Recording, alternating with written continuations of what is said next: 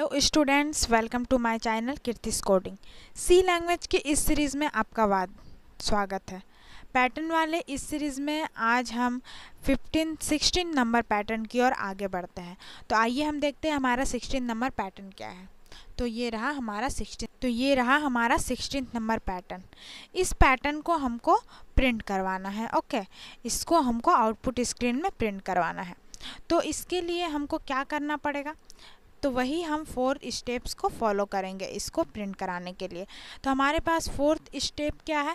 First step को करने से हमको ये पता चलता है कि हमारे पास कितने रो और कितने कॉलम्स हैं। ठीक है, और हमारा वही बेसिक स्टेट जो बेसिक है, हमने फॉर लूप का यूज़ किया था आगे के वीडियो लेक्चर में पैटर्न को प्रिंट कराने के लिए। तो इसमें भी हम फॉर लूप का ही यूज़ करेंगे, बस कुछ चेंजेस करेंगे, कंडीशन चेंज करेंगे, बस पैटर्न को प्रिंट करवाएंगे। ओके, तो हमने वही फॉर लूप यूज़ करना है। वही फॉर लूप में दो आपका एक रो होता है, एक कॉलम होता है। रो आपका होता है आई एंड जे होता है कॉलम। अब उसके बाद उसको कितना रो और कितना कॉलम तक चलाना है ये हमको फर्स्ट स्टेप से पता चलता है। तो हम चलिए फर्स्ट स्टेप की ओर आगे बढ़ते हैं। तो फर्स्ट स्टेप हमारा रहा स्टेप 1 में हमको रो और कॉलम डिफाइन करना रहता है। तो हम चलिए रो और कॉलम डिफाइन कर लेते हैं। तो फर्स्ट स्टेप से हमको पता चल गया है कि हमारे पास 9 रोज़ एंड 9 कॉलम्स है। ओके, तो इसको हम कोडिंग में जा कर के पहले स्ट्रक्चर तैयार कर लेते हैं कि 9 रोज़ और 9 कॉलम्स मेरे पास है। फिर उसके बाद कंडीशन लिखेंगे और वही कंडीशन को सेटिस्फाई करके वहाँ स्टार पैटर्न प्रिंट हो जाएगा। तो चलिए हम कोड ब्लॉक्स में जाते हैं। तो हम यहाँ कोड ब्लॉक्स में आ चुके हैं। हमने यहाँ पर 2 वेरिएबल ले लिए हैं, एक रो के लिए एक कॉलम के लिए। ठीक है, अब उसके बाद हम लूप लगाएंगे। लूप को फॉर लूप लगाते हैं हम। कोई भी आप लूप लगा सकते हैं, डू वाइल एनीथिंग लूप कोई भी यूज़ कर सकते हैं, लेकिन फॉर लूप सबसे ईजी है।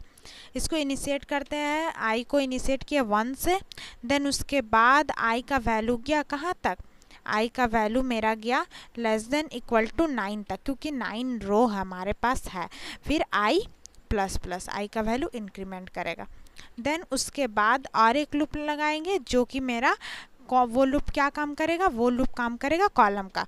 तो और एक फॉर लूप हम लगाते हैं। वो लूप हमारा जे कॉलम के लिए इक्वल टू 1 से इनिशियलाइज हुआ value, then j less than equal to 9 तक गया वैल्यू, देन उसके बाद जे प्लस प्लस वैल्यू हुआ। ओके, तो ये हमने रो और कॉलम को डिफाइन कर लिया। अब ये हम रो में गए, देन कॉलम में गए। उसके बाद जो कंडीशन सेटिस्फाई करेगा वहाँ स्टार प्रिंट होगा। तो कंडीशन सेटिस्फाई करने के लिए हम इफ़ कंडीशन लिखते हैं कि इफ़ के अंदर जब जो कंडीशन लिखाएगा, यानी हमें 3 स्टेप को सॉल्व करके इफ़ के अंदर का कंडीशन मिलेगा। तो वो 3 स्टेप को हम सॉल्व करेंगे। इसके बाद तो इफ़ में कंडीशन लिखाएगा, अगर इफ़ का कंडीशन सेटिस्फाई किया देन प्रिंट करवा दो, क्या प्रिंट एफ की सहायता से मेरा प्रिंट करवा दो कि वो प्रिंट क्या करवा दो, स्टार प्रिंट करवा दो। और अगर कंडीशन सेटिस्फाई नहीं किया तो मेरा ब्लॉक जाएगा एल्स की ओर। तो एल्स की ओर ब्लॉक जाता है मेरा, एल्स कंडीशन की ओर ब्लॉक गया। एल्स कंडीशन में क्या लिखेंगे हम कि अगर वो कंडीशन को सेटिस्फाई नहीं किया तो एल्स में प्रिंट करवा दो स्पेस, प्रिंट एफ में हमको स्पेस प्रिंट करवाना है। ओके, तो स्पेस मेरा प्रिंट करवा दो। देन उसके बाद मेरा लाइन को चेंज करने का टाइम आया, लाइन मेरा चेंज करेगा। ठीक है, तो लाइन चेंज करने के लिए हम क्या यूज़ करते हैं, प्रिंट एफ का यूज़ करते हैं लाइन को चेंज करने के लिए। तो हम /n का यूज़ किए लाइन चेंज करने के लिए। देन मेरा ये कोडिंग पूरा तरीका से कंप्लीट है। आप इस फॉर लूप के बाद यहाँ पर ब्रैकेट का यूज़ कर सकते हैं, क्योंकि यहाँ इफ़ कंडीशन है। तो आप इसके बाद एक ब्रैकेट का यूज़ कर लीजिए ताकि आपको समझने में कोई प्रॉब्लम ना हो, कोई दिक्कत ना हो। ओके, तो हमने यहाँ पर और एक ब्रैकेट का यूज कर लिया है जो कि एल्स में जा कर के हमारा ब्रैकेट एंड होता है। ओके, तो यहाँ पर हमने एक ब्रैकेट लगवा लिए हैं। देखिए यहाँ पर हमने एक ब्रैकेट यूज़ कर लिया। तो ये पूरा मेरा जो है वो कंडीशन मेरा यहाँ पर लूप तैयार है। अब हम 3 स्टेप को सॉल्व करके यहाँ पर इफ़ कंडीशन के अंदर क्या लिखना है वो हम तैयार कर लेते हैं। चलिए, तो हम स्टेप 2 की ओर आगे बढ़ते हैं। स्टेप 2 में हमारा क्या रहता है, जो रो और कॉलम में हमको प्रिंट कराना है बस उसका नंबरिंग करना पड़ता है। तो आई हमारा हो गया रो एंड जे हो गया हमारा पास कॉलम। तो उसी जो रो और कॉलम में हमको प्रिंट कराना है बस उसका नंबरिंग करना है। तो 1 2 3 4, ठीक है, 5 6 7 8 एंड 9, ये हमारे पास हो गया है कितने सारे, ये हमारे पास रो नंबर हो गया। ओके, अब इसको प्रिंट करवाना है कहाँ कहाँ पर वो हमको लिखना है। तो प्रिंट हमको कराना है। फर्स्ट में देखिए मेरा 1 2 3 4 5 6 7 8 9, यानी 1 2 3 4 5 6 7 8 9 सभी में प्रिंट कराना है। देन हमको प्रिंट कहाँ करवाना है, फिर उसके बाद जहाँ जहाँ 1 2 3 4 5 में प्रिंट नहीं करवाना है, बाकी सब में प्रिंट कराना है। तो वैसे हम कंडीशन लिख लेते हैं। ओके, स्टेप 3 में हमने जहाँ जहाँ पर स्टार को प्रिंट करवाना था सेम वही चीज़ हमने लिख लिया है। स्टेप 3 में हम क्या करते हैं, स्टेप 3 में हमें जिस रो और कॉलम में करवाना है प्रिंट, वो रो और कॉलम में हम कंडीशन को लिखते हैं कि कौन सा ऐसा कंडीशन है सेटिस्फाई करेगा और मेरा रो और कॉलम प्रिंट होगा। तो आप जो रो है हमारे पास वो हम लिख लेते हैं। मेरे पास 3 4 5 6 7 8 9, तो ये हमारे पास इतने सारे रो है। ठीक है, तो इतने सारे रोज है हमारे पास। अब उसके बाद मेरा क्या आएगा, उस रो को लिखने के बाद मेरा अब इस कंडीशन को लिखना है कि कौन कौन से कंडीशन को वो सेटिस्फाई करेगा और मेरा प्रिंट होगा। तो आप मान लीजिए 5 में आ जाते हैं, तो 5 में ऐसा क्या कंडीशन लिखेंगे, 5 1 और 9, यानी 1 से आपको छोटा रखना है और 9 से बड़ा रखना है। तो हम ऐसे लिख सकते हैं, कैसे लिख सकते हैं बताइए, जे लेस देन इक्वल टू 1, और हम कौन सा ऑपरेटर का यूज़ करेंगे, और ऑपरेटर, क्योंकि कोई भी ऐसा संख्या नहीं है जो कि 1 से छोटा हो और 9 से बड़ा हो। ठीक है, तो हम क्या करेंगे, और ऑपरेटर का यूज़ करेंगे। देन हम क्या लिखेंगे, जे ग्रेटर देन इक्वल टू 9। तो ये मेरा कंडीशन लिखा चुका है। ये कंडीशन जब जब सेटिस्फाई करेगा तब वहाँ पर स्टार प्रिंट होगा। ओके, लेकिन अब हम इसको पूरे तरीक़ा से सब में लिख लेते हैं कंडीशन को। तो चलिए सारे कंडीशन लिख लेते हैं। तो हमने यहाँ पर क्या किया है, सारे कंडीशन लिख लिए हैं। अगर जे लेस देन इक्वल टू 2, माने जे अगर 2 से छोटा हो और 8 से बड़ा हो तभी ये कंडीशन ट्रू हो और उसके बाद वहाँ स्टार प्रिंट हो जाए। लेकिन कोई भी ऐसा नंबर नहीं है जो कि 2 से छोटा हो और 8 से बड़ा हो सके, इसीलिए हमने यहाँ पर और ऑपरेटर का यूज़ किया है कि अगर एक भी कंडीशन हमारा ट्रू होता हो तो स्टार को प्रिंट करवाना है। ठीक है, अगर यहाँ बोथ कंडीशन ट्रू होता, मैंने मान लीजिए j less than equal to या greater than equal to 2 and less than equal to 8 होता, तो ऐसे नंबर है हमारे पास 3 4 5 6 7 नंबर है, तब हम और ऑपरेटर का एंड ऑपरेटर का यूज़ करते हैं।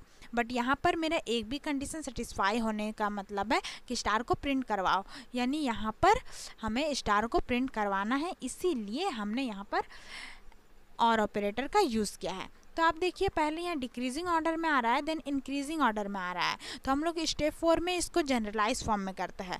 तो कोई एक ऐसा वेरिएबल हमको मानना पड़ेगा ताकि हमको वो एक सीरीज़ में आ जाए, उसका यूज़ करके हम आगे का फॉर्म को तैयार करें।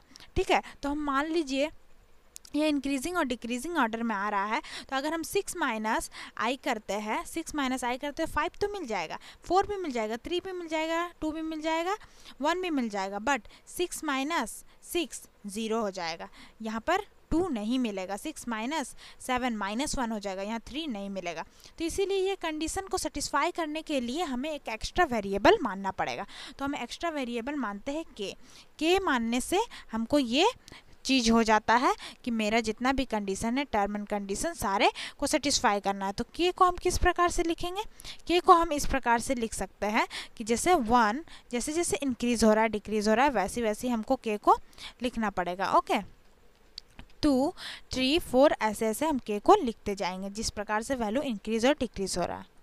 तो हमने k का वैल्यू पहले इंक्रीजिंग ऑर्डर में देन डिक्रीजिंग ऑर्डर में खुद से मान लिया, क्योंकि हमें 6 - 1 IB करने से ही पहले तो हो रहा था वैल्यू कंडीशन सेटिस्फाई कर रहा है, बट लास्ट वाला कंडीशन सेटिस्फाई नहीं कर रहा है। अब k का वैल्यू को हम यूज़ करके j के टर्म में हमको क्या बनाना है, स्टेप 4 की ओर आगे बढ़ना है। ठीक है, तो हम चलिए स्टेप 4 की ओर आगे बढ़ते हैं। हमारा स्टेप 4 से एट लास्ट हमको क्या जनरल फॉर्म मिल जाता है। तो स्टेप 4, ठीक है, स्टेप 4। तो स्टेप 4 में हम i का न्यू वैल्यू k के रूप में मेरा परिवर्तन हो चुका है, तो इसी को हमको यूज़ करना है। तो मेरा j less than equal to क्या रहेगा, j less than equal to 1 2, ये कंडीशन को मेरा यूज़ करना है, यानी 6 माइनस हम k लिख सकते हैं अब। ठीक है, और ऑपरेटर का यूज़ किए, then j greater than equal to हमको क्या लिखना पड़ेगा, j greater than equal to हमको लिखना पड़ेगा, बताइए क्या, थोड़ा सोचिए।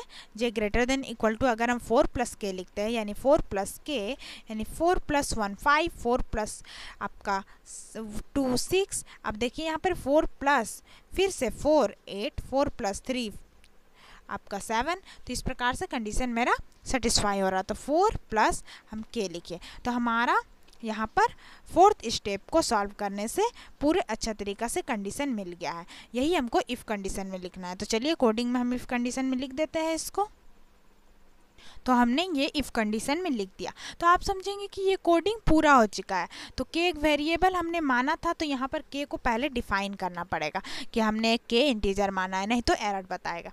तो हमने क्या देखा कि पहले हमारा जो पैटर्न था, इस तरीक़ा से पैटर्न था, वो क्या हो रहा था, पहले इंक्रीज़ कर रहा था देन डिक्रीज़ कर रहा था। कहाँ तक, 5 नंबर रो तक हमने देखा। 5 नंबर रो तक 1 2 3 4 k का वैल्यू इंक्रीज़ कर रहा है, देन 5 नंबर रो के बाद मेरा क्या कर रहा है, k का वैल्यू डिक्रीज़। ओके, तो हमको यहाँ लिखना पड़ेगा, तो हम कहाँ पर लिखेंगे, i जहाँ पर हमने चेंज किया है। तो i का वैल्यू जब 5 तक आ जाएगा, तब तक मेरा कंडीशनल ऑपरेटर को यूज़ करके हम लिखेंगे कि k का वैल्यू इंक्रीज़ करे, और जैसे ही 5 रो को पार करता है वैसे ही हम कंडीशनल ऑपरेटर का यूज़ करके लिखेंगे कि k का वैल्यू को डिक्रीज़ करो। तो ये पूरा तरीका से अब मेरा कोडिंग कंप्लीट हो चुका है। तो चलिए कंपाइल और रन करते हैं और देखते हैं पैटर्न प्रिंट हुआ है कि नहीं। और k का वैल्यू ये इनिशिएट करेगा 0 से, क्योंकि कहाँ से इनिशिएट कर रहा है ये तो हमको बताना पड़ेगा, चाहे 1 से या 0 से।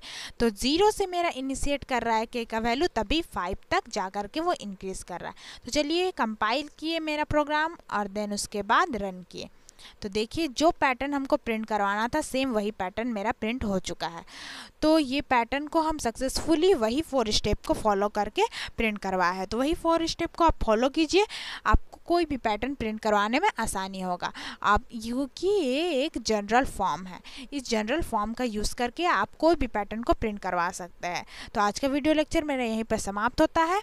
आप पैटर्न को अच्छे से देखिए, तो आप देख सकते हैं यही पैटर्न हमको प्रिंट करवाना था और यही पैटर्न हमने यहाँ पर बनाया है।